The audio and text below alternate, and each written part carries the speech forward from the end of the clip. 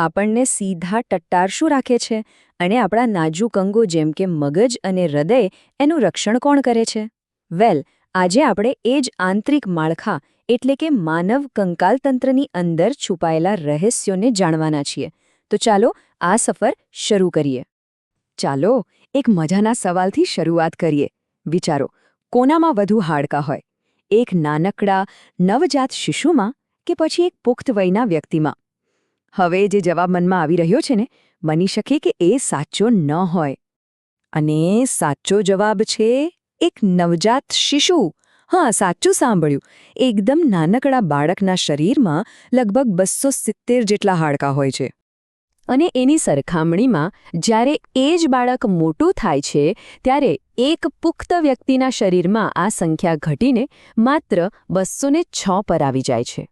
તો સવાલ એ થાય કે આ બાકીના હાડકાં ગયા ક્યાં? શું એ ગાયબ થઈ જાય છે? ના, એવું નથી. જો જન્મ સમયે આપણા ઘણા હાડકાં ખરેખર તો નરમ, લચીલી કૂડચાના બનેલા હોય છે. પછી જેમ જેમ શરીર મોટું થાય છે તેમ આ નાના નાના ટુકડાઓ એકબીજા સાથે જોડાઈ જાય છે, ફ્યુઝ થઈ જાય છે અને મોટા મજબૂત હાડકાં બનાવે છે. આ જ કારણ છે કે હાડકાંની સંખ્યા ઓછી થઈ જાય છે પણ મજબૂતી વધી જાય છે. તો આપણા શરીરના આ અદ્ભુત ફ્રેમવર્કને બરાબર સમજવા માટે આપણે આજના વિશ્લેષણમાં 4 મુખ્ય મુદ્દાઓ પર વાત કરીશું. સૌથી પહેલા, કંકાળતંત્રના મુખ્ય કામ શું છે? પછી એમાં કેવા કેવા પ્રકારના હાડકાં હોય છે? એ પછી આપણે જોઈશું કે કેવી રીતે એકમાં 2 કંકાલતંત્ર સમાયેલા છે.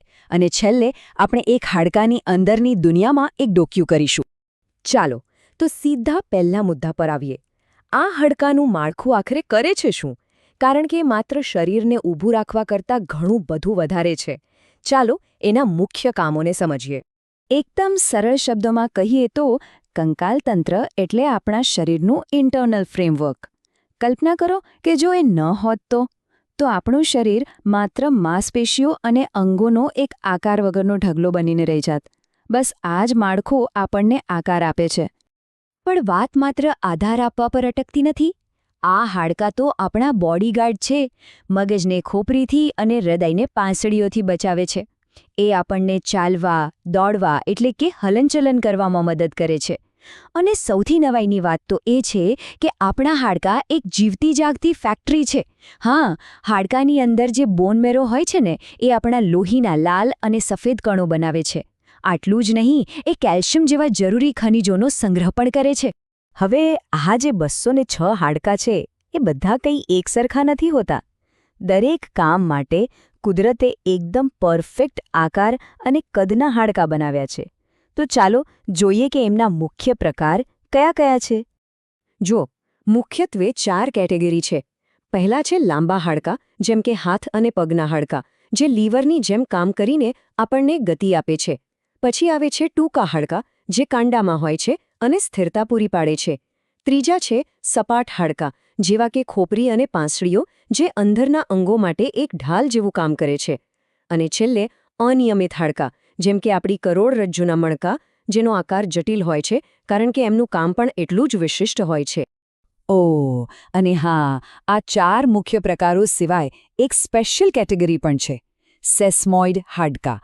આ એવા હાડકાં છે જે સ્નાયુબંધ એટલે કે ટેન્ડનની અંદર જ બને છે. એનું સૌથી સારું ઉદાહરણ કયું? આપણી ઘૂંટણની ઢાંકણી, જેને પટેલા કહેવાય છે. ઓકે, હવે એક બહુ જ રસપ્રદ વાત. આપણે આખા શરીરના માળખાને એક કંકાલતંત્ર તરીકે ઓળખીએ છીએ, બરાબર? પણ હકીકતમાં એ એક નહીં પણ 2 અલગ અલગ ભાગોનું બનેલું છે, જે એકબીજા સાથે મળીને કામ કરે છે. આ 2 ભાગ છે અક્ષીય કંકાલતંત્ર અને એપેન્ડિક્યુલર કંકાલતંત્ર.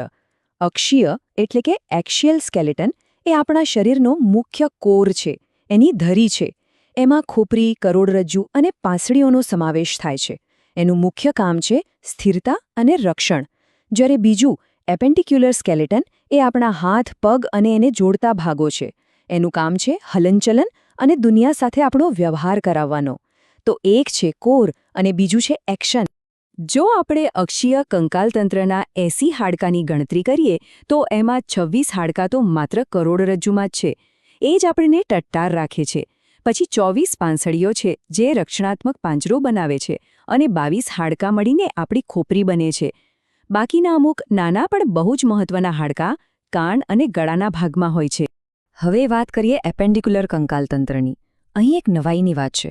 આપણા બંને હાથમાં થઈને કુલ 64 હાડકાં છે, જ્યારે બંને પગમાં થઈને 62. હાથમાં વધારે કેમ? કારણ કે હાથ વડે આપણે કેટલા બધા ઝીણા અને જટિલ કામો કરીએ છીએ, જેના માટે વધારે લચીલાપણાની અને નાના હાડકાની જરૂર પડે છે. સારું, તો અત્યાર સુધી આપણે આખા કંકાલતંત્રનો એક મોટો ઓવરવ્યૂ લીધો. હવે સમય છે ઝૂમ ઇન કરવાનો. ચાલો કોઈ એક હાડકું લઈએ અને એની અંદરની જીવંત દુનિયામાં ડોક્યું કરીએ. કોઈ પણ હાડકાને જો કાપીને જોઈએ ને તો એમાં મુખ્યત્વે 3 લેયર જોવા મળે છે. સૌથી બહારનું પડ એકદમ સખત અને ઘટ્ટ હોય છે, જેને કોમ્પેક્ટ બોન કહેવાય છે. એ જ હાડકાને મજબૂતી આપે છે. એની અંદર જઈએ તો મધપૂડા જેવો જાળીદાર ભાગ દેખાય છે, જેને સ્પોન્જી બોન કહેવાય છે. અને છેક વચ્ચે હાડકાના કેન્દ્રમાં આવેલી હોય છે સૌથી મહત્વની વસ્તુ, બોન મેરો. અને હા, આ બોન મેરો પણ 2 પ્રકારના હોય છે. એક છે રેડ મેરો. આ તો આપણા શરીરની બ્લડ ફેક્ટરી છે. અહીં જ લોહીના લાલ અને સફેદ કણો બને છે. બીજો છે યલો મેરો, જે એક વેરહાઉસ જેવું છે. એ ઊર્જા માટે ચરબીનો સંગ્રહ કરે છે. જ્યારે શરીરને જરૂર પડે ત્યારે આ વેરહાઉસમાંથી એનર્જી લેવાય છે. અને હવે અંતમાં એક એવો વિચાર જે કદાચ દૃષ્ટિકોણ બદલી નાખશે. આપણે માનીએ છીએ કે હાડકાં એટલે નિર્જીવ પથ્થર જેવી વસ્તુ, પણ એવું બિલકુલ નથી. આપણા હાડકાં જીવંત છે. શરીર સતત જૂના હાડકાના કોષોને તોડીને નવા બનાવતું રહે છે.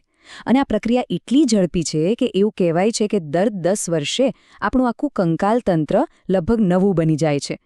તો શું એનો અર્થ એવો થયો કે દર 10 વર્ષે આપણને એક નવું કંકાલ મળે છે? આ સવાલ સાથે આજની વાત અહીં પૂરી કરીએ છીએ.